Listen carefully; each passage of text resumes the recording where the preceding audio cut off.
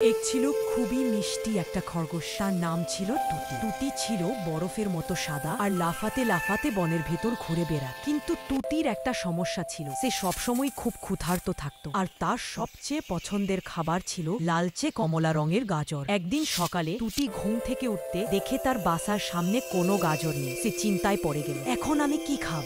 ভাবতে ভাবতে সে বনজুড়ে গাজর খুঁজতে বের হলো। টুটি একটু হাঁটেতে দূরে একটা উজ্জ্বল কমলা রঙের আলো দেখতে পেল। কাছে গিয়ে বোঝা গেল সেটা একটা বিশাল গাজর। টুটির চোখ খুশিতে চকচক করে উঠল। সে ভাবল, এটা তো সারা দিনের জন্য যথেষ্ট। টুটি এক কামড় দিতে গাজরটা দুলতে শুরু করল। আসলে সেটা গাজরের ওপর ঘুমিয়ে থাকা ছোট্ট কচ্ছপ টিপু। টিপু চমকে উঠে বলল, ওহো, তুমি আমার বিছানাটাই খেয়ে ফেলছিলে। টুটি লজ্জা পেল, কিন্তু টিপু হেসে বলল, চলো আমরা দুজনে মিলে এই বড় গাজরটা ভাগ করে খাই। এভাবে টুটি আর টিপু দুজন মিলে গাজর খেল, গল্প করো আর ভালো বন্ধু হয়ে গেল। The best! Let's share it!